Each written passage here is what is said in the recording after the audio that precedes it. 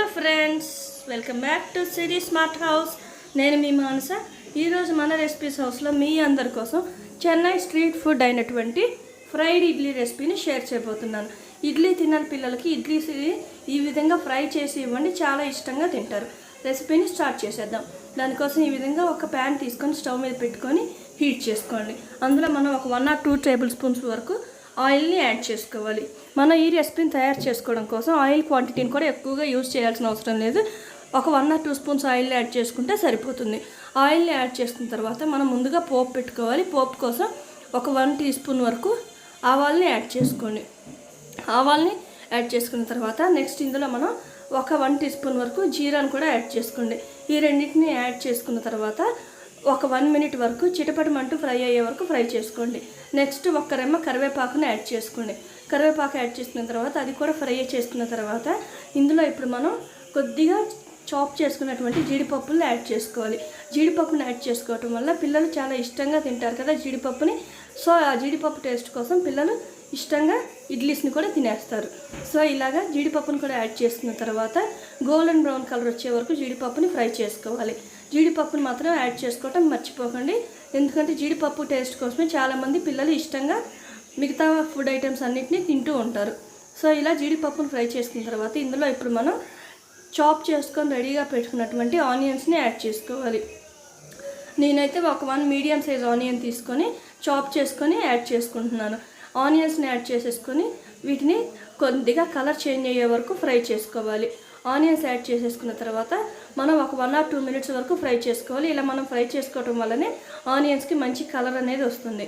Onions add చేసేసుకున్న తర్వాత onions fry చేసినంతసేపు mix చేస్తూనే ఉండండి, లేకపోతే ఆనియన్స్ మాడిపోయే ఛాన్స్ ఉంటుంది.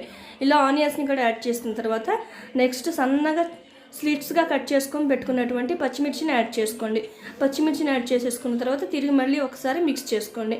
పచ్చిమిర్చి మీ పిల్లలు కానీ మీరు కానీ తినగలిగినటువంటి ఘాటుకు తగ్గట్లుగా చూసి యాడ్ చేసుకోండి. ఇవన్నిటిని యాడ్ చేసుకొని ఫ్రై చేసుకున్న తర్వాత లిడ్ పెట్టి క్లోజ్ చేసి ఒక 1 మినిట్ వరకు కుక్ అవనివ్వండి. ఇలా కుక్ అవనిస్తే ఆనియన్స్ కొద్దిగా సాఫ్ట్ అవుతాయి. అప్పుడు మనకి ఇడ్లీలో తినేటప్పుడు సాఫ్ట్గా తగులుతూ ఉంటాయి. సో ఇలా వీటన్నిటిని ఫ్రై చేసేసుకున్న తర్వాత కలర్ అనేది మనకి ఈ విధంగా రావాలి. ఇలా కలర్ కంప్లీట్గా చేంజ్ అయిపోయిన తర్వాత నెక్స్ట్ ఇప్పుడు ఇందులో మనం సన్నగా చాప్ చేసుకొని పెట్టుకున్నటువంటి టొమాటోస్ని యాడ్ చేసుకోవాలి. టొమాటోస్ని కంపల్సరీగా యాడ్ చేసుకోండి, ఎందుకంటే ఫ్రైడ్ ఇడ్లీస్లో టొమాటోస్ని యాడ్ చేసుకోవటం వల్ల చాలా మంచి ఫ్లేవర్ అనేది యాడ్ అవుతుంది.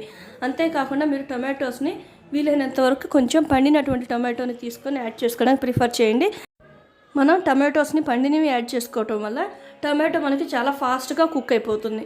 అంతేకాకుండా మనం దూరగా ఉన్నటువంటి టమాటోస్ని తీసుకుంటే అవి కుక్ అవడం కోసం చాలా ఎక్కువ టైం తీసుకుంటుంది. ఈ ఇడ్లీని వచ్చేసి మనం ఇన్స్టెంట్గా క్విక్గా తయారు చేసుకుంటున్నాం కాబట్టి మనం యాడ్ చేసే ఇంగ్రీడియంట్స్ అన్నిటిని కూడా చాలా ఫాస్ట్గా రెడీ చేసుకొని కుక్ చేసుకోవచ్చు. సో ఈ విధంగా మనం టమాటోస్ని యాడ్ చేసిన తర్వాత ఈ టమాటోస్ని ఒక 2 మినిట్స్ వరకు కుక్ చేసుకోండి. మనకు కంపల్సరీగా టమాటోస్ అనేవి సాఫ్ట్గా అవ్వాలి.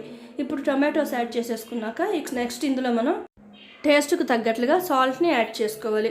నేనైతే ఇక్కడ ఒక 1 టీ స్పూన్ వరకు సాల్ట్ని యాడ్ చేసుకుంటున్నాను. మీరు మీ టేస్ట్కి తగ్గట్లుగా యాడ్ చేసుకోండి. నెక్స్ట్ రెడ్ చిల్లీ పౌడర్ని ఒక 1/2 టేబుల్ స్పూన్ యాడ్ చేసుకుంటున్నాను. నెక్స్ట్ ఒక 1/2 టేబుల్ స్పూన్ వరకు ధనియాల పొడిని యాడ్ చేసుకోండి. ధనియాల పొడి తర్వాత నెక్స్ట్ ఒక 1/2 టేబుల్ స్పూన్ గరం మసాలాని యాడ్ చేసుకోండి. ఫ్రైడ్ ఇడ్లీని తయారు చేసుకునేటప్పుడు గరం మసాలాని కంపల్సరీగా యాడ్ చేసుకోండి, ఎందుకంటే గరం మసాలా వల్ల చాలా మంచి ఫ్లేవర్ అనేది తెలుస్తుంది మనం తినేటప్పుడైనా కానీ ఇడ్లీని కుక్ చేసుకునేటప్పుడైనా కానీ. ఇలా వీటన్నిటిని యాడ్ చేసుకున్న తర్వాత కొద్దిగా ఒక చిటికెడు పసుపుని యాడ్ చేసుకోండి. పసుపుని యాడ్ చేసుకోవటం కంపల్సరీగా ఆప్షనలేనండి, మీకు ఇష్టమైతే యాడ్ చేసుకోండి, లేకపోతే లేదు. సో ఇలాగ పసుపును కూడా యాడ్ చేసిన తర్వాత వీటన్నిటిని మిక్స్ చేసేసుకొని ఒక లిడ్ పెట్టి క్లోజ్ చేసేయాలి. క్లోజ్ చేసేయడానికి ముందుగా మనం కొద్దిగా వాటర్ని యాడ్ చేసుకోవాలి. టొమాటోస్ మనకి పర్ఫెక్ట్గా ఫైన్గా కుక్ అవ్వాలని చెప్పాను కదా, టొమాటోస్ని మనం ఇంకా ఫాస్ట్గా కుక్ చేసుకోవడం కోసం వాటర్ని యాడ్ చేసుకుంటే ఇంకా ఫాస్ట్గా కుక్ అయిపోతాయి. ఇలా వాటర్ యాడ్ చేసుకొని మిక్స్ చేసేసుకున్న తర్వాత ఇప్పుడు మనం కొద్దిగా షుగర్ని యాడ్ చేసుకోవాలి. ఈ వాటర్లోనే మనం షుగర్ని యాడ్ చేసుకోవాలి. షుగర్ని యాడ్ చేసుకోవటం వల్ల పిల్లలు తినేటప్పుడు స్వీట్నెస్ని కూడా ఇష్టంగా తింటూ ఉంటారు.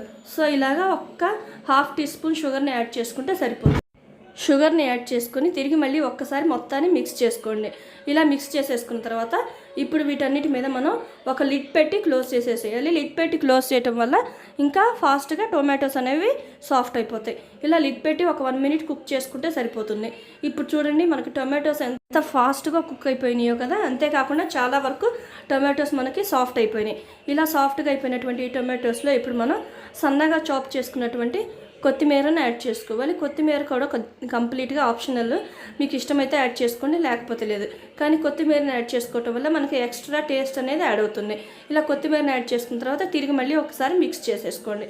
ఇలా వీటన్నిటిని మిక్స్ చేసేసుకున్న తర్వాత ఇప్పుడు మనం ఫ్రై చేసుకొని రెడీగా పెట్టుకున్నటువంటి ఇడ్లీని యాడ్ చేసుకోవాలి. ఇడ్లీ వచ్చేసి నేను బేబీ ఇడ్లీస్ని తీసుకొని యాడ్ చేసుకుంటున్నాను. మీరు కనుక పెద్ద ఇడ్లీస్ని యాడ్ చేసుకున్నట్లయితే హాఫ్కి కట్ చేసుకొని యాడ్ చేసుకోండి.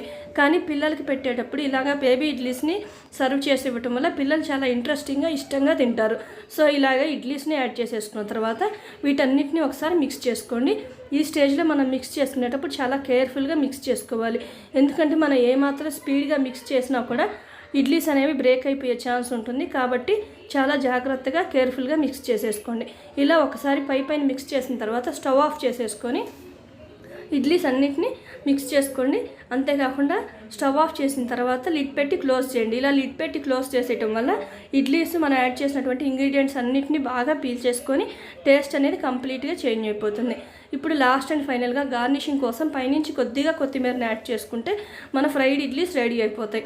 ఇలా రెడీ అయిపోయినటువంటి ఈ ఫ్రైడ్ ఇడ్లీస్ని సర్వింగ్ ప్లేట్లోకి తీసుకొని సర్వ్ చేసుకోవటమే ఆలస్యం. ఇలా రెడీ చేసుకున్నటువంటి ఈ ఫ్రైడ్ ఇడ్లీస్ని మనం ఎటువంటి కాంబినేషన్స్ అవసరం లేకుండా డైరెక్ట్గా పిల్లలకి ఇచ్చేసేయచ్చు. తినడానికి కూడా చాలా ఇష్టంగా తింటారు పిల్లలు, ఇంట్రెస్టింగ్గా ఉంటాయి. ఈ విధంగా మనం ఇడ్లీస్ తిననటువంటి పిల్లల కోసం చాలా సింపుల్గా, ఈజీగా, టేస్టీగా ఉండేట్టుగా ఇడ్లీస్ని తయారు చేసి ఇవ్వచ్చు. సో ఇది ఫ్రెండ్స్ ఇవాల్టి వ్లాగ్.